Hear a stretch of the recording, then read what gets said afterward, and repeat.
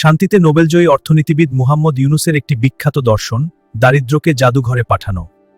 কিন্তু প্রশ্ন হচ্ছে, বাংলাদেশের অন্তর্বর্তী সরকারের প্রধান উপদেষ্টা হিসেবে দায়িত্ব পালনকালে তিনি কি সেই দর্শন বাস্তবায়নের পথে দেশকে এগিয়ে নিতে পেরেছিলেন, নাকি বাস্তবতা বলছে ভিন্ন কথা?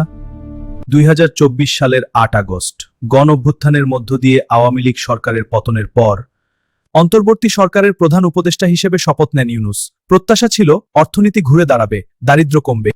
বিএনপি, জামায়াত, এনসিপি এবং ছাত্রশক্তির ব্যাপক সমর্থন ছিল তার প্রতি। 17 মাস ক্ষমতা খেয়ে ইউনুস বাংলাদেশে নতুন করে প্রায় 30 লাখ মানুষ দরিদ্র করে রেখে গেছেন। এটি একটি বড় সামাজিক ধাক্কা, কারণ দারিদ্র্য বিমোচনের প্রতিশ্রুতি ছিল তার রাজনৈতিক ও নৈতিক পরিচয়ের অংশ। ব্যবসা বাণিজ্যে আস্থার সংকট, শিল্প কারখানার উৎপাদন কমেছে, নতুন বিনিয়োগ আসেনি, বরং বেড়েছে বেকারত্ব। 2024 সালের জুন পর্যন্ত বেসরকারি খাতের গড় বিনিয়োগ ছিল জিডিপির 24%। 2025 সালের জুনে তা কমে দাঁড়ায় 22.40%। অর্থাৎ এক বছরে পতন প্রায় 100.5% পয়েন্ট। 4 দশকের মধ্যে নজিরবিহীন।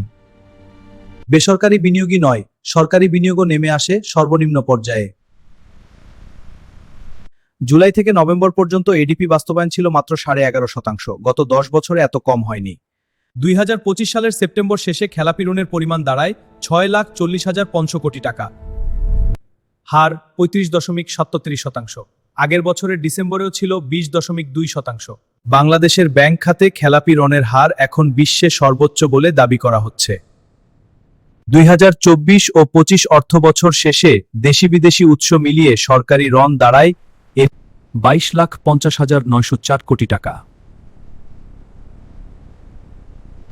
জুলাই ডিসেম্বরে ব্যাংকিং উৎস থেকে নেওয়া হয় 61,148 কোটি টাকা। বিদেশি ঋণ প্রায় 13,000 কোটি টাকা। নির্বাচিত সরকারের ঘাড়ে প্রায় 23 লাখ কোটি টাকার বোঝা। ডিসেম্বরে মূল্যস্ফীতি 8.5%, মজুরি বৃদ্ধি 8.1%-এর নিচে। অর্থাৎ ইউনুস আমলে আয় বাড়ার চেয়ে খরচ বেড়েছে বেশি। সব সূচক নিম্নমুখী রেখে বিদায়ী ভাষণে ইউনুস বলেন, এখন যাওয়ার সময় স্বস্তি পাচ্ছি যে আমরা অবস্থার মোকাবিলা করতে পেরেছি। রিজার্ভ কোনো রাষ্ট্রের লক্ষ্য নয়, উপকরণ। লক্ষ্য হওয়া উচিত উৎপাদন সক্ষমতা, কর্মসংস্থান, খাদ্য ও জ্বালানি নিরাপত্তা। প্রথম ভাষণে ইউনুস অনেক প্রতিশ্রুতি দিয়েছিলেন, বিদায়ের সময় কার্যকর বাস্তবায়ন করে যেতে পারেনি একটিও। উপদেষ্টাদের বিরুদ্ধে দুর্নীতির অভিযোগ ওঠে, ব্যক্তিগত কর্মকর্তাকে সাসপেন্ড করা হয়।